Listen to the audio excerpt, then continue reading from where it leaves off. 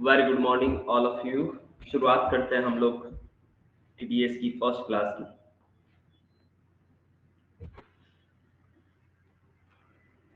So today is the very first class of TDS compliances.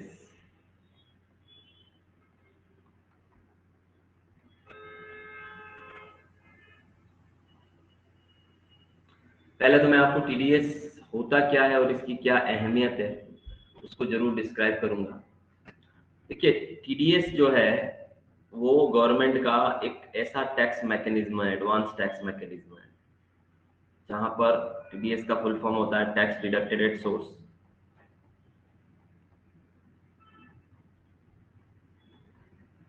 TDS को समझने से पहले हमें कुछ चीजें समझनी पड़ेगी। तो चलिए हम सबसे पहले टीडीएस को समझने से पहले कुछ टर्म्स पर डिस्कस करते हैं, क्योंकि वो टर्म्स समझ में आएंगे तो टीडीएस इजीली समझ में आ जाना है। ठीक है, तो टर्मिनोलॉजी टीडीएस की एक बार देखते हैं हम, और ये देखते हैं कि ये टीडीएस होती क्या चीज है। आप सबको ये चीज तो मैं बता दूं कि जितनी इंपॉर्टेंस एक अकाउंटेंट के लिए जीएसटी की है, उतनी की उतनी इंपॉर्टेंस एक अकाउंटेंट के लिए टीडीएस की भी होती है। क्योंकि बिजनेस में कई सारे ऐसे पेमेंट्स करने पड़ते हैं, चाहे वो रेंट हो, चाहे वो सैलरी हो, चाहे वो कोई कमीशन हो, चाहे आप जो बड़ी परचेज या बड़ी सेल कर रहे हैं, उन सारे पेमेंट्स में आपको टीडीएस डिडक्ट करके गवर्नमेंट को जमा कराना होता है। अगर आप डिडक्ट नहीं करते तो आप डिफॉल्टर माने जाते हैं, आपको अपनी पॉकेट से टीडीएस जमा कराना होता है पेनल्टी के साथ। तो इसलिए टीडीएस के जो कंसेप्ट हैं वो उतने ही इंपॉर्टेंट कंसेप्ट्स होते हैं जितनी एक अकाउंटेंट को अकाउंटिंग का, टैली का या इस तरह के सॉफ्टवेयर या जीएसटी का नॉलेज होना चाहिए, उतना तो उतना ही टीडीएस इक्वली इंपॉर्टेंस रखता है। तो मैं यहाँ पर इनकम टैक्स एक्ट 1961 के अंतर्गत जितने भी टीडीएस के सेक्शंस हैं उनको इस क्लास में बहुत ही डिटेल में आपको पढ़ाने वाला हूँ। और आई एम डैम श्योर कि जब आपका ये टीडीएस का बैच खत्म होगा तब आप खुद टीडीएस में एक मास्टर बन जाएंगे। ओके, तो सबसे पहले हम लोग आज की इस क्लास में बात करने वाले हैं फाइनेंशियल ईयर। देखिए, आप सबको मैं ये बता दूं कि बेसिकली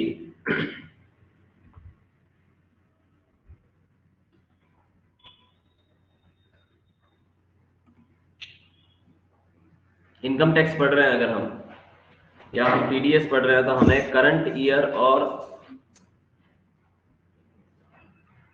फाइनेंशियल ईयर का नॉलेज होना बहुत जरूरी है, कि जैसे प्रीवियस ईयर और फाइनेंशियल ईयर का। तो देखिए, एक चीज मैं आपको बता दूं, जिस ईयर में आप इनकम अर्न करते हैं,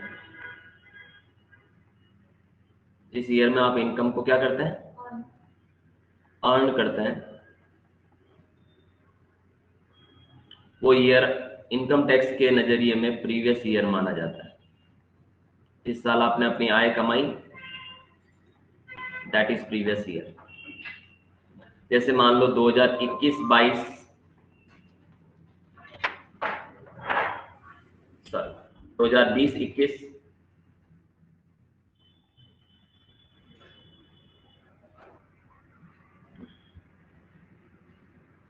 आपका प्रीवियस ईयर अगर है तो उस इनकम को आपको अगले वर्ष उसका असेसमेंट करना होता है। यानी आपको इनकम असेस करनी पड़ती है, आपको इनकम टैक्स असेस करना पड़ता है। उसका जो असेसमेंट ईयर, इस असेसमेंट होता है, असेसमेंट क्या होता है, कर निर्धारण। असेसमेंट को हिंदी में क्या कहते हैं? अब पूरा साल खत्म हुआ, आपने अपना इनकम कमाया, अब आप अपनी इनकम की गणना करेंगे, कैलकुलेशन करेंगे, और आप अपने टैक्स की कैलकुलेशन करेंगे। इसे हम क्या कहते हैं, असेसमेंट कहते हैं। और असेसमेंट जिस ईयर में किया जाता है उसे हम क्या कहते हैं, असेसमेंट ईयर कहते हैं, याद रखिएगा, उसे हम कहते हैं असेसमेंट ईयर। तो जैसे अभी वर्तमान में जो असेसमेंट ईयर रनिंग है वो 2021-22, यानी सीधी सी बात है, जो रनिंग ईयर होता है उसे असेसमेंट ईयर कहते हैं, और इसका पिछला जो साल होता है उसे प्रीवियस ईयर कहते हैं। और जो असेसमेंट ईयर होता है, यानी जो रनिंग ईयर होता है, उसमें आप अपना प्रीवियस ईयर की इनकम का आईटीआर फाइल करते हैं, इनकम टैक्स रिटर्न फाइल करते हैं। यानी असेसमेंट ईयर में आपको टैक्स रिटर्न फाइल करना होता है। लेकिन टीडीएस के कंसेप्ट को समझने के लिए अब आपको ये भी समझना पड़ेगा कि इनकम टैक्स का जो पेमेंट बेसिकली हम लोग देते हैं सरकार को, इनकम टैक्स हम सरकार को 3 तरीके से देते हैं। इनकम टैक्स हम कितनी तरीके से देते हैं? 3 तरीके से देते हैं। आयकर यानी इनकम टैक्स हम गवर्नमेंट को 3 तरीके से देते हैं। जिस वर्ष आप अपनी आय कमाते हैं उस वर्ष आपको टीडीएस के रूप में और एडवांस टैक्स के रूप में सरकार को इनकम टैक्स दे देना होता है। तो बहुत सारे लोगों को ये भ्रांति है या मन में ये बना के बैठे होते हैं कि यार कमाया हमने भले इसी साल है, हमें देना तो अगले साल है। तो गलत फहमी है। जिस वर्ष हम कमाते हैं उसी वर्ष हमें आयकर का भुगतान टीडीएस और एडवांस टैक्स के रूप में कर लेना होता है। अब सवाल यह आता है कि टीडीएस के रूप में और एडवांस टैक्स के रूप में कौन और कैसे देता है। तो टीडीएस जो है basically tax deducted at source. TDS कई तरीके के नेचर ऑफ पेमेंट पर डिडक्ट किया जाता है। डिडक्टर द्वारा कई तरह के नेचर ऑफ पेमेंट, अलग अलग तरीके के पेमेंट्स पे टीडीएस की कटौती होती है। और वो नेचर ऑफ पेमेंट भी मैं बता दूं, व्यापार में आप जैसे अपने एम्प्लॉय को सैलरी चुका रहे हैं, आप रेंट चुका रहे हैं अपनी बिल्डिंग का, आप कमीशन पे कर रहे हैं, या आप डेफिनेटली किसी कॉन्ट्रैक्टर को पेमेंट कर रहे हैं, या अभी आप बड़ी वैल्यू की परचेज कर रहे हैं। ये मैं कुछ एग्जांपल बता रहा हूं आपको, इनमें टीडीएस डिडक्ट कर लिया जाता है ना। आप इंटरेस्ट चुका रहे हैं, किसी को ब्याज चुका रहे हैं, तो इन तरह के पेमेंट्स पे टीडीएस कटता है। तो टीडीएस हमेशा पेमेंट्स करने पर कटता है, याद रखना। टीडीएस हमेशा पेमेंट करने पे काटा जाता है। इसका मतलब सीधी सी बात है कि अगर आपने प्रीवियस ईयर में किसी प्रकार के पेमेंट किए हैं तो आपका टीडीएस आपके टीडीएस कट के आया होगा। जो अमाउंट आपको किसी तरह का आपको अमाउंट रिसीव हुआ होगा, हो सकता है कि इनमें से कोई चीजें आपको रिसीव हुई हो, तो आपका टीडीएस कट के आया होगा। तो सरकार के पास आपका टैक्स ऑलरेडी एडवांस बेसिस पे ही एक तरह से पहुंच गया है। तो एडवांस टैक्स जो टीडीएस और एडवांस टैक्स दोनों जो होते हैं वो एक तरह से एडवांस में इनकम टैक्स चुकाने की प्रक्रिया होती है। जिस वर्ष आप कमाते हैं उसी वर्ष आपको आयकर देना है। तो ये इन 2 तरीके से दिया जाता है। प्रीवियस ईयर में कमाई गई इनकम पर, यानी जिस वर्ष कमाई गई इनकम पर उसी वर्ष टैक्स देने की प्रक्रिया होती है टीडीएस और एडवांस टैक्स। एडवांस टैक्स उन लोगों को देना होता है जो लोगों की टैक्स लाइबिलिटी बनती है अच्छी खासी और उनका टीडीएस नहीं कटता है। सपोज आज मैं प्रोफेशनल हूँ, मैं profit and gain from business and profession के अंतर्गत अपना आईटीआर फाइल करता हूँ, अपनी बिजनेस इनकम दिखाता हूँ।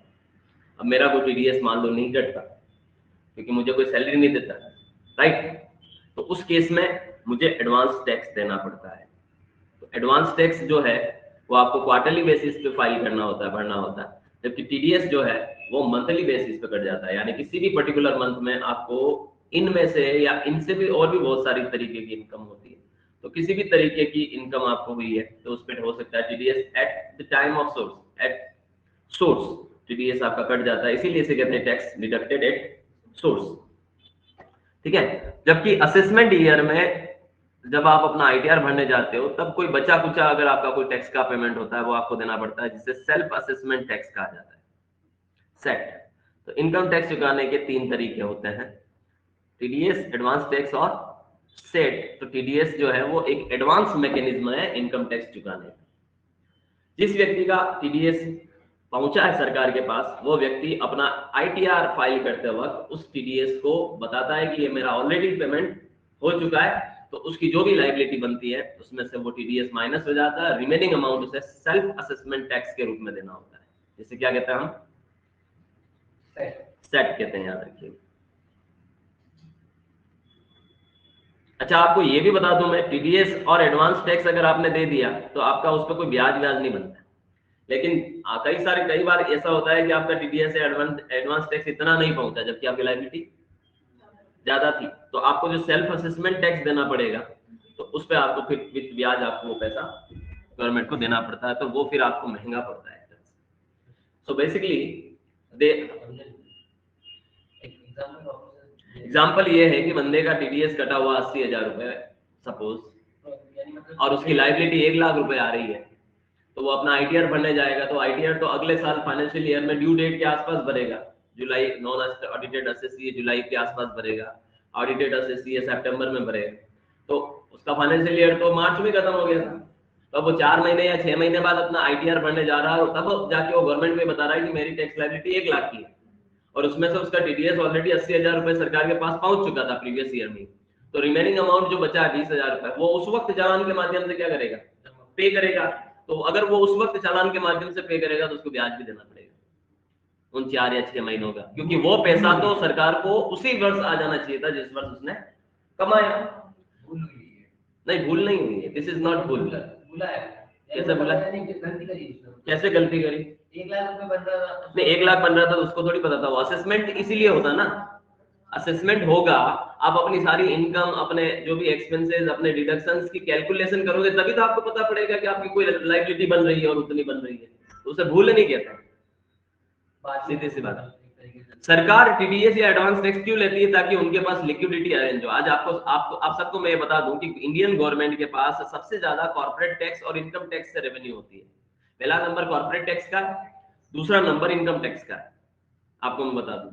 और अब तक क्या होता था, कॉर्पोरेट टैक्स सबसे ज्यादा सरकार को मिलता था, फिर इनकम टैक्स मिलता था, और फिर आपके सेल टैक्स का नंबर आता था जो जीएसटी राइट में। तो तीसरा नंबर जीएसटी का आता है भारत सरकार को होने वाली इनकम में। अब इनकम टैक्स में पिछले 2 वर्षों से क्या हुआ है, इनकम टैक्स नंबर 1 पर आ गया।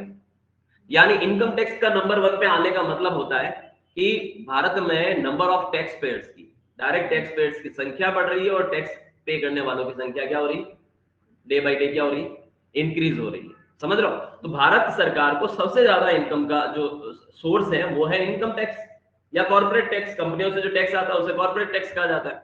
तो टीडीएस और एडवांस टैक्स के रूप में ये पैसा सरकार आपसे लेती है, उसी वर्ष लेती है जिस साल आप कमाते हो। क्यों लेती है एडवांस में, या क्यों लेती है उसी वर्ष? टीडीएस क्यों लेती है, क्यों काटती है? ताकि सरकार के पास लिक्विडिटी बनी रहे। सरकार थोड़ी इंतजार करेगी कि आपका पूरा साल खत्म होगा, फिर आप अपना रिटर्न भरने बैठोगे, फिर जो आपकी टैक्स बनेगी फिर आप वो पे करोगे। सरकार 1.5 साल तक, 1.25 साल तक वेट नहीं करने वाली है। उनको तो पैसा इमीडिएटली चाहिए। जब आपने कमाया आप अपना हिस्सा दे दो। विदेशों में क्या होता है, विदेशों में यही होता है। फॉरेन कंट्रीज में क्या होता है, अगर कोई टैक्स लगता है तो वो इमीडिएटली पैसा कट कर बंदे के पास आता है। कोई आपको अपना रिटर्न भरने का जरूरत नहीं होता है फॉरेन कंट्रीज में। भले उस केस में देखो क्या होता है, मैं बताऊं, भले 40% टैक्स की रेट है। आज मैंने अभी 1 लाख रुपए कमाया और मुझे 60,000 ही मिल रहा है, तो मैं मेरी इनकम को 60,000 ही मानूंगा। तो गवर्नमेंट के पास 40 पहुंच गया और मेरे पास 60 आ गया, मेरे को कोई हेडेक नहीं। और इंडिया में टैक्स चोरी क्यों ज्यादा होती है? भारत टैक्स चोरी के मामले में सबसे ऊपर के कैटेगरीज में आता है। इंडिया में इसलिए टैक्स चोरी होती है कि पूरा पैसा उस बंदे को मिलता है, फिर उससे हम ये एक्सपेक्ट करते हैं कि वो आके जमा कराएगा जेन्युइनली, जो पॉसिबल नहीं होता है। और इंस्टॉलमेंट्स में टीडीएस हुआ या एडवांस टैक्स, सरकार इंस्टॉलमेंट में इसलिए मांगती है कि इंस्टॉलमेंट में तो आदमी दे देता है, जब उसकी लायबिलिटी इकट्ठी हो जाएगी और वो एक ह्यूज अमाउंट हो जाएगा, फिर हमें उससे उम्मीदें, आप उससे उम्मीदें पाल रहे हो, वो गलत है। क्योंकि आपको ये बोला जाए कि आप 1 लाख रुपए में से 10,000 रुपए सरकार को देने आप, और देने तो क्या, डायरेक्ट कट के दे रहा है, सामने वाला पेमेंट कर रहा है, तो आपको कुछ नहीं प्रॉब्लम होगा। लेकिन जब वो 12 महीने का एक जॉइंट अमाउंट हो जाएगा कि 1.5 लाख रुपए सरकार को देना है, तो फिर आपको बड़ी चुभेगी वो अमाउंट, क्योंकि 1.5 लाख रुपए ह्यूज अमाउंट हो गया आपके लिए। तो इस वजह से ये एडवांस टैक्स और टीडीएस एक ऐसे मैकेनिज्म गवर्नमेंट ने बनाया ताकि उनका लिक्विडिटी भी बना रहे, उनके पास समय पे पैसा आ जाए। और फिर जब जिसका टीडीएस कटा हुआ, देखिए टीडीएस एक इतना बढ़िया मैकेनिज्म है कि टीडीएस में आपका पैसा भी टुकड़ों टुकड़ों में सरकार के पास पहुंच जाता है। अगर आपका बड़ा टैक्स अमाउंट बन रहा है तो उसमें से मैक्सिमम अमाउंट तो आप टीडीएस के रूप में सरकार को पहले ही दे चुके होते हो। जो आपका सेल्फ असेसमेंट टैक्स है उसकी लायबिलिटी आपकी क्या आती है, कम आती है। समझ रहे हो? अगर मेरा 2.5-3 लाख रुपए का साल भर का टीडीएस कट गया और मेरी लायबिलिटी 3.5 लाख की आ रही, तो 3 लाख उसमें से माइनस हो जाएंगे, मुझे सिर्फ रिटर्न के वक्त 50,000 ही देने रहे, तो वो मुझे इतना चुभने वाला नहीं है। तो एक तो टुकड़ों टुकड़ों में आप अपना इनकम टैक्स पे कर लेते हो। दूसरा जो बेनिफिट होता है गवर्नमेंट को, कि गवर्नमेंट को समय पे पैसा मिल जाता है। और तीसरा सबसे बड़ा बेनिफिट होता है कि जिस व्यक्ति का जिन भी सेक्शंस के अंतर्गत टीडीएस कटा है, उस व्यक्ति को अपना इनकम टैक्स रिटर्न भरना जरूरी होता है, और रिटर्न भरता भी है तो वो इनकम दिखानी जरूरी होता है जिसपे टीडीएस कटा है। क्योंकि अगर आप वो इनकम नहीं दिखाओगे तो आपके तो 26A में वो चीज दिख रही है, क्योंकि गवर्नमेंट के पास तो आपका उस नाम से पैसा पहुंच गया है कि भैया इसका है ना, एक एबीसी में ये 1 करोड़ रुपया जीता है और इसका आपके आपके नाम से, आपके पेन नंबर से 30 लाख रुपए सरकार के पास पहुंच गए। अब आपने उस अपनी केबीसी की जो इनकम थी वो कैजुअल इनकम थी, अदर सोर्सेज में आपको उस वर्ष आईटीआर में दिखानी थी, आपने दिखाई नहीं। तो आपने नहीं दिखाई, लेकिन वो तो गवर्नमेंट के पास बोल रहा है आपके पेन नंबर से कि इस बंदे का 30 लाख रुपए का टीडीएस आया है लॉटरी इनकम से या गेम शो की इनकम से। अब आपने अपना रिटर्न में अगर वो मिस्टेक किया और वो इनकम नहीं डिस्प्ले किया तो आपके पास नोटिस आ जाना। तो टीडीएस अगर आपकी किसी इनकम पे कटा है तो वो इनकम को आपको you have to shown in your ITR, otherwise ready for the notices. सीधी सी बात है। तो ये एक ऐसा मैकेनिज्म है जहां डिफॉल्टर को भी गवर्नमेंट पकड़ती है, क्योंकि मैक्सिमम इनकम टैक्स में जो नोटिस भेजे जाते हैं वो टीडीएस की वजह से होते हैं। किसकी वजह से होते हैं? टीडीएस की वजह से होते हैं। और सबसे ज्यादा नोटिस आते हैं वो आते हैं आपके एफडीआर एफडी आरडी वगैरह पे, जो आपका ब्याज पे टीडीएस कटता है ना, उसके सबसे ज्यादा नोटिस सर्व होते हैं लोगों को, सबसे ज्यादा। उसका कारण ये होता है ना कि देखो आज मैं कहीं नौकरी करता हूँ, समझना आप इस कंसेप्ट को, मेरी 60,000 रुपए सैलरी है, तो मैं जब अपना पूरे साल भर के बाद सीए के पास जाऊंगा तो मैं 60,000 इंटू 12 सीए को बोलूंगा कि ये मेरी इनकम है 7,20,000, राइट। अब मैंने सीए को ये इंफॉर्मेशन नहीं दिया कि मैंने कहीं एफडीआर भी करा रखी है जिसपे मुझे क्या मिलता है? ब्याज मिलता है। हालांकि अगर वो चार्टर्ड अकाउंटेंट या वो जो टैक्स कंसल्टेंट है वो आपका 26 एज देखेगा तो उसमें वो चीजें नजर आ जाती हैं, समझ रहे हो। लेकिन अगर कोई आप आजकल क्या हो गया मार्केट में अनएथिकल प्रैक्टिसेस भी बहुत हो गई, बिना डिग्री के चार्टर्ड अकाउंटेंट ही बहुत सारे हो गए। हर कोई आईटीआर भर रहा है, 250 रुपए तो आईटीआर भरो। अब 250 रुपए वाले से आप आईटीआर भरा दोगे ना तो आपके तकलीफ होने वाली है। तो प्रॉपर प्रैक्टिशनर अगर वो नहीं है तो वो क्या करेगा, उसको उसको पता है कि ये मेरे पास आया और इसकी सैलरी इनकम है, वो आपका आईटीआर 1 खोलेगा और उसमें जाके आपका सैलरी का डेटा डाल देगा और डायरेक्ट फाइल कर देगा। अब उसने कहीं 26 एज चेक नहीं किया, कहीं उसने आपसे कोई एडिशनल इंफॉर्मेशन नहीं पूछी, उसको तो अपनी फीस से मतलब था। अब क्या होता है, आपने अपना रिटर्न जैसे ही भरा, आपके पेन नंबर से गवर्नमेंट के पास टीडीएस पहुंचा था ब्याज का, लेकिन आपने अपने आईटीआर में उस इनकम को डिस्क्लोज नहीं किया, उस टीडीएस को डिस्क्लोज नहीं किया, तो आपका नोटिस आना तय है कि आपने गलत, एक तरह से गलत इंफॉर्मेशन भरी। सीधी सी बात है। इसीलिए प्रैक्टिस जो करता है और जो प्रैक्टिशनर होता है, प्रॉपर प्रैक्टिशनर, कभी भी अगर कोई आप आईटीआर वगैरह या कोई जीएसटी रिटर्न्स वगैरह आप उन्हीं से फाइल करें, सस्ता देखकर प्रोडक्ट या सर्विसेज लेने के चक्कर में ना पड़े, क्योंकि वो आपको फंसा सकते हैं। आधा अधूरा नॉलेज हमेशा ही घातक होता है, एक्सपायर्ड मेडिसिन की तरह काम करता है, उसके रिएक्शन बड़े भारी होते हैं, राइट। तो चलिए आगे बढ़ते हैं हम लोग। तो अभी आपको मैंने एक कंसेप्ट बताया है प्रीवियस ईयर और असेसमेंट ईयर का। इनकम टैक्स देने के 3 तरीके होते हैं। इनकम टैक्स देने के कितने तरीके होते हैं? 3 तरीके होते हैं। कौन कौन से? टीडीएस, एडवांस टैक्स और सेट। और उसमें से भी टीडीएस और एडवांस टैक्स उसी वर्ष देना होता है जिस वर्ष जिस साल इनकम ऑन की है। अब मैं आपको टीडीएस और एडवांस टैक्स में थोड़ा सा डिफरेंस बता देता हूं, ध्यान से देखिएगा आप सारे लोग। टीडीएस और एडवांस टैक्स का मैकेनिज्म थोड़ा अलग चलता है, टीडीएस और एटी का मैकेनिज्म थोड़ा अलग चलता है।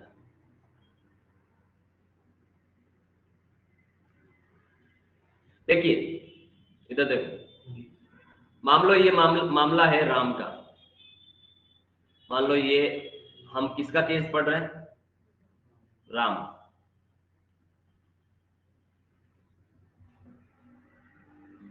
टीडीएस के केस में जैसे मैं मान लो राम एक एम्प्लॉय है, नौकरी करता है, तो एक तरफ तो राम हो गया, एक तरफ मान लो इसकी कंपनी होगी, ये कंपनी जहां वो जॉब करता है, और कंपनी इसको क्या दे रही है? सैलरी दे रही है, ठीक है। ये राम एम्प्लॉय है और कंपनी कौन है? एम्प्लॉयर है। टीडीएस के केस में क्या होता है? टीडीएस के मैकेनिज्म में ये होता है कि एम्प्लॉयर आपको दी जाने वाली सैलरी में से टीडीएस डिडक्ट कर लेता है। मान लो आपकी हर महीने सैलरी है 1 लाख रुपए,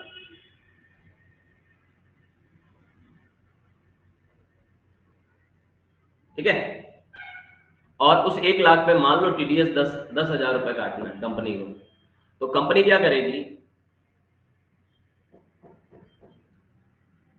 कंपनी राम को पे करेगी 90,000 रुपए का पेमेंट करेगी।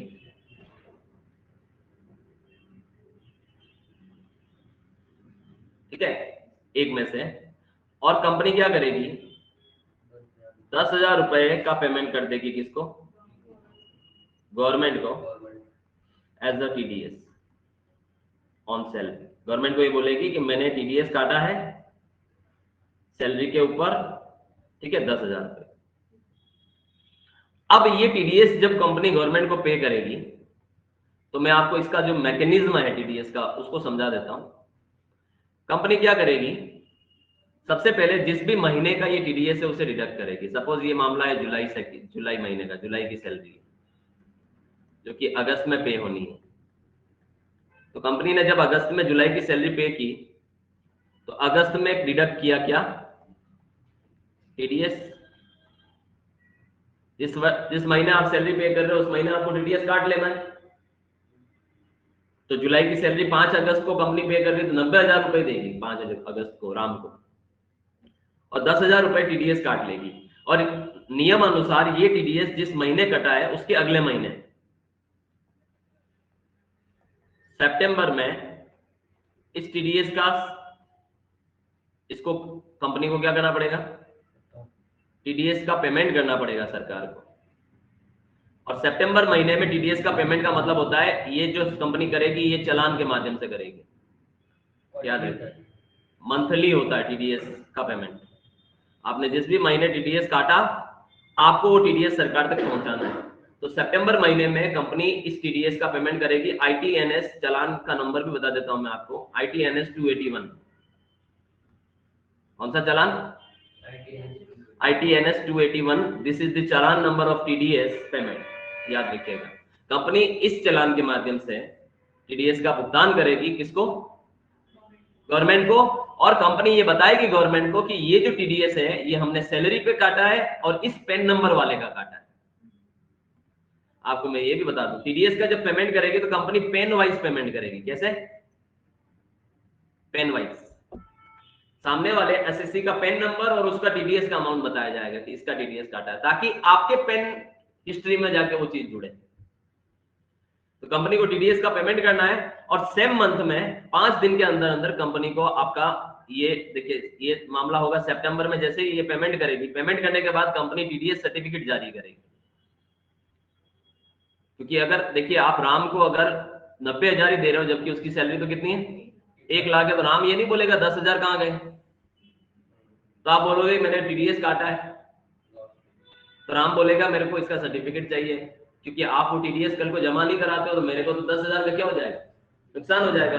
तो टीडीएस सर्टिफिकेट मांगा जाएगा राम द्वारा, ये मांगा जाएगा 15th ऑफ नेक्स्ट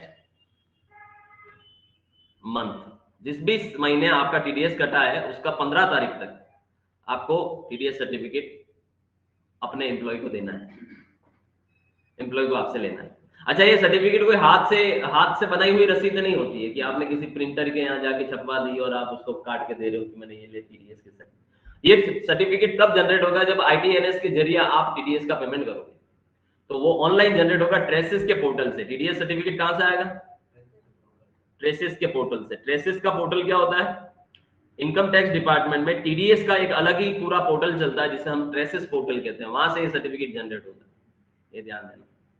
और ये सर्टिफिकेट जनरेट होगा, उसमें वो सर्टिफिकेट जितनी भी पार्टी होगा, मान लो देखिए कंपनी के यहाँ 50 लोग काम करते हैं, 50 का पेन नंबर कंपनी ने पेन पे टीडीएस जमा कराया, 50 ही पार्टियों का टीडीएस सर्टिफिकेट ट्रेसिस के पोर्टल से डाउनलोड करके उन पार्टीज को अवेलेबल कराना होगा। जिम्मेदारी होती है टीडीएस डिडक्टर की, काटने वाले की। जो बंदा टीडीएस काटता है उसे डिडक्टर कहते हैं। तो यहाँ पर ये एक तरह से टीडीएस डिडक्टर की भूमिका में होगा, कौन, एम्प्लॉयर। और जिसका टीडीएस कटता है he is called TDS deductee. और एक तरह से देखिए जिसका टीडीएस कटा है, एक तरह से सैलरी की उसको इनकम हुई है उस पर टीडीएस कटा है, यानी आय जिसकी हो रही है, जिसकी आय हो रही है, इनकम हो रही है, उसका टीडीएस कट रहा है, यानी उसका टैक्स पहले ही सरकार के पास उसके नाम से पहुंच रहा है। याद रखिएगा, देने वाला व्यक्ति काटता है टीडीएस, और जिसको मिल रही है आय, जिसको प्राप्त हो रही है वो इनकम, उसके टीडीएस कट के आ रही है वो इनकम, यानी उसका टैक्स ऑलरेडी उसी वर्ष जमा हो रहा है सरकार के पास जिस वर्ष उसको इनकम मिल रही है। राइट। अब क्या होता है, टीडीएस सर्टिफिकेट आपने दे दिया 15 तारीख तक। अब क्या होता है कि आपके पास प्रूफ आ गया एक तरह से कि ठीक है मेरा पहुंच गया है सरकार के पास, ठीक है। और आप अगर चाहें तो जिसका टीडीएस कटा है और जिसको सर्टिफिकेट मिल गया वो जाके 26A जाके अपना पोर्टल पे, इनकम टैक्स के पोर्टल पर 26A में जाके देखेगा तो वो टीडीएस वहां रिफ्लेक्ट होगा।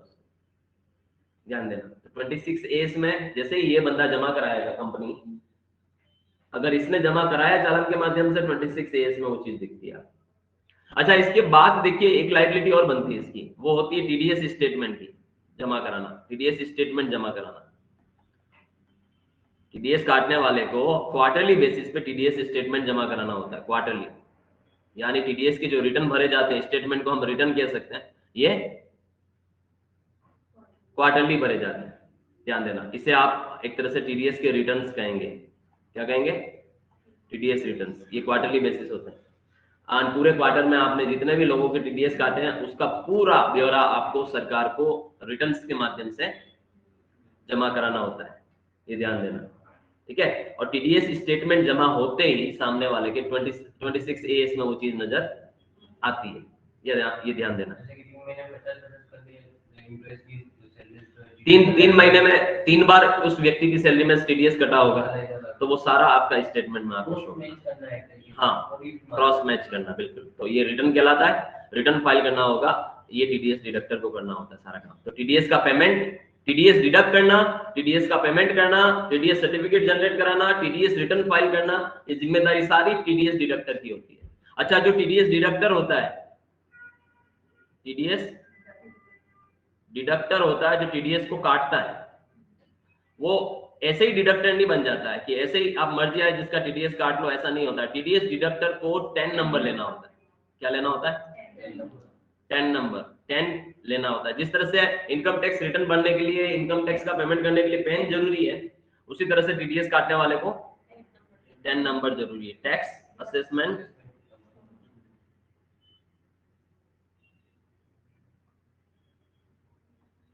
Tax payer assessment number,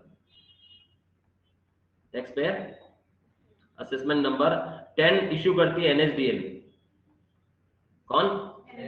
NSDL issue करती है, और 10 की फीस भी ऑलमोस्ट उतनी है जितनी आपको पैन के लिए होता है। 10 के लिए आवेदन करना पड़ता है आपको, तो इसकी जो एप्लीकेशन फॉर्म एनएसडीएल में आपको फॉर्म 49B, कौन सा फॉर्म 49B भरना होता है 10 नंबर के लिए आवेदन करने के लिए, याद रखिएगा। तो टीडीएस वही व्यक्ति काट सकता है जिसने 10 नंबर लिया। तो कंपनी के बॉस ये अप्लाई करवाएंगे या फिर जो एम्प्लॉयर जो अकाउंटेंट, कोई जरूरी नहीं है कि टीडीएस काटने वाला कंपनी हो। टीडीएस कोई भी एसएससी को डिडक्ट करना पड़ सकता है अगर वो उतना पेमेंट दे रहा है जिसपे टीडीएस की क्या बन रही है? एप्लीकेबिलिटी बन रही है। आज मान लो मैं प्रोप्राइटरशिप फर्म चला रहा हूँ और मैंने किसी को 3 लाख रुपए सैलरी पर रखा हुआ है, तो 3 लाख रुपए नियम अनुसार 2,40,000 से ऊपर की सैलरी पर टीडीएस डिडक्ट करना होता है। तो 3 लाख आप किसी को सैलरी दे रहे हो तो मतलब आप एक तरह से टीडीएस डिडक्शन के लिए लायबल है, तो उस केस में आपको 10 नंबर लेना होगा। तो कोई जरूरी नहीं है कि ये जो एसएससी है वो कंपनी ही हो, नॉन कॉर्पोरेट एसएससी भी हो सकता है। 10 नंबर कंपनी का लेना होगा, उसके डायरेक्टर वगैरह का नहीं, कंपनी।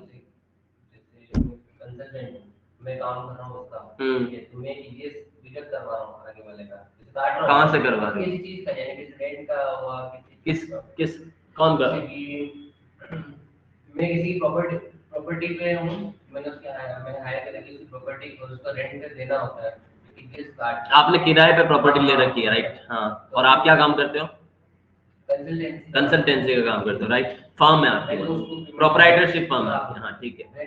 हाँ, रेंट देना, टीडीएस काट के देना है, तो मेरे को 10 नंबर लेना पड़ेगा। यस, 100% लेना। अगर वो काट रहा है तो उसकी जिम्मेदारी है। कौन काट रहा है? वो क्यों काटेगा? अगर वो जीएसटी में लिस्टेड है और सेकंड है कि टीडीएस को डिडक्ट नहीं कर सकते ना, टीडीएस कौन डिडक्ट करता है? टीडीएस डिडक्ट वो करता है जो पेमेंट करता है, पैसा देता है। नहीं, उसका बिजनेस हो, नहीं, उसका कुछ भी हो, उससे कोई लेना देना नहीं है। आपको उसका टीडीएस काटना है क्योंकि आप उसको रेंट पे कर रहे हो, आप उसको रेंट पे कर रहे हो, ये आपका खर्चा है, वो रेंट उसको मिल रहा है, वो उसकी इनकम है। अब आपको सरकार ने सिर्फ ये बोला कि आप 10 नंबर ले लो और आप अगर उतना रेंट पे कर रहे हो जितनी हमने लिमिट दे रखी है, जैसे रेंट के केस में भी 2,40,000 की लिमिट है सपोज, तो 2,40,000 मतलब महीने का 20,000। अब आपने जो प्रीमाइसेस ले रखी है, मान लो 30,000 रुपए का किराया है उसका महीने का, तो you need to deduct TDS. Simple सी बात है, you have to deduct TDS, because अगर आपने टीडीएस नहीं काटा तो 30,000 इंटू 12, 3,60,000 रुपए का जो रेंट आप पूरे साल भर में पे करोगे, आप उसे अपना खर्चा नहीं शो कर सकते। शो करते ही पकड़े जाओगे। शो करते ही क्या होगा पता है, आपको एक नोटिस आएगा कि आपने 3,60,000 का क्या बताया है, रेंट बताया है, खर्चा बताया है, इस रेंट का टीडीएस कहां है। आप बोलोगे मैं तो भूल गया, समझ रहे हो। तो पहली चीज तो खर्चा डिसअलाउ हो जाएगा, आप खर्चे में इनकम टैक्स डिपार्टमेंट उसे खर्चा नहीं कंसीडर करेगा। दूसरी चीज, जो टीडीएस आपको काटा जाना चाहिए था और आपने नहीं काटा, आप डिफॉल्टर माने जाओगे। तो असेसी इन डिफॉल्ट बोलते हैं उसको, कि कोई करदाता अगर डिफॉल्ट करता है तो आप उस केस में वो टीडीएस आपको भरना पड़ेगा असेसी को। तो टीडीएस काटना तो आपका दायित्व बनता है, आपको थोड़ी, सरकार ने तो आपको सिर्फ जिम्मेदारी दी थी डिडक्ट करके हमारे तक पहुंचाओ, क्योंकि उस व्यक्ति की इनकम है जिसको आप ये पैसा दे रहे हो, आपको हमें पहुंचाना है, आप नहीं पहुंचाओगे तो आपको देना पड़ जाएगा। तो अब आपने वो भी नहीं किया तो आपको देना पड़ेगा, सीधी सी बात। अगर वो चीज अगर उसको नहीं पता है, चलो चलो कंसल्टेंसी नहीं है, किसी दूसरी चीज का करता है, ठीक है, टीडीएस का उसको नहीं, धंधा करने का नॉलेज है और टैक्स के कंप्लायंसेस का नॉलेज नहीं, नॉलेज नहीं है तो प्रोफेशनल्स और जो टैक्स कंसल्टेंट मार्केट में बैठे हुए हैं, वो किस लिए बैठे हुए हैं, जो सर्विस दे रहे हैं उनकी सर्विस लो जाके, सीधी सी बात। आप कल को यूं तो आप जीएसटी की हजारों करोड़ों रुपए की जीएसटी या इनकम टैक्स की चोरी करके बोलोगे मुझे तो इनकम टैक्स की एबीसीडी नहीं आती, मुझे तो किसी ने बोला ही नहीं कि इस पे टैक्स बनता है। आप समझ रहे हो, तो आप वहां पर है ना इग्नोरेंस, ये बोलते हैं ना यहाँ पर फीलिंग्स के कोई मायने नहीं है। इग्नोर नहीं कर सकते। नहीं, उस केस में क्या होगा ना, देखो मैं बताता हूँ, आदमी को जब झटका लगता है ना तभी उसको अकल आता है, समझ रहे हो, उसको अकल आएगी, झटका लगेगा ना, अगली बार वो ऐसी गलती कभी नहीं करेगा। हर चीज के मार्केट में, हर चीज के, आपको जिस चीज का नॉलेज नहीं है, नॉलेजेबल लोग बैठे हुए हैं। अब आपने क्या किया, फेसबुक या इंस्टाग्राम पर किसी नाइजीरियन के साथ चैटिंग करना चालू कर दिया, फिर उस नाइजीरियन ने आपको बोला कि मैं तुम्हें इंडिया में ड्रग्स की सप्लाई करूंगा, राइट, तुम्हें उसको इंडिया में रिसीव करना है और इस संबंधित व्यक्ति को जाके दे देना है, मैं तुम्हें इतना माला माल कर दूंगा, ठीक है। अब आपको नार्कोटिक्स के, एंटी ड्रग के कोई आपको नॉलेज नहीं है, क्योंकि आपका वो फील्ड ही नहीं है, आप पढ़े लिखे नहीं है, आपने बस चैटिंग कर रहे थे और चैटिंग में धीरे धीरे दोस्ती हो गई और फिर उसने एक दिन अपना जो बता दिया आपको, आपने बोला भेज दे चल मैं इसको रिसीव कर लूंगा। अब आपने वो कारोबार चालू कर दिया और एक दिन आप पकड़ा गए। अब आपने बोला कि मुझे किसी ने बोला ही नहीं था कि ये चीज लानी नहीं होती है। गलत काम अगर आपने किए हैं या जहां पर आपने नियम तोड़े, कानून तोड़े हैं, वहां आपको सजा भी मिलेगी, है ना। कोई व्यक्ति से आपकी आपसी दुश्मनी थी, वो बंदूक लेके आपके घर पे आपको मारने आया, आपने बचाव में चक्कू लेके उसको घोप दिया। अब एक तरह से यूं देखे तो आपने अपनी सेल्फ डिफेंस की है, लेकिन क्या आपको सजा नहीं होगी, सीधी सी बात, राइट। तो टीडीएस डिडक्ट करना है मतलब करना है, और नॉलेज है नहीं है वो आपका लुकआउट है। आपको नॉलेज नहीं है तो बिजनेस कर रहे थे तो आपको किसी कंसल्टेंट की हेल्प लेनी चाहिए, राइट। तो आई थिंक आज के लिए इतना काफी है, इसके आगे हम अगली क्लास में डिस्कस करेंगे। ये मैं आपको नोट्स भेज रहा हूँ, कुछ फाइलें भी भेज रहा हूँ, आप प्रॉपर वे में नोट मेकिंग करना है, सारी फाइल्स नोट्स वगैरह सारे उतारने हैं और प्रॉपर समझना है। चीजें नहीं आती है तो मेरे से पूछें, लाइव क्लासेस में भी पूछा करें ताकि आपको चीजें क्लियर हो जाए। Okay, thank you so much.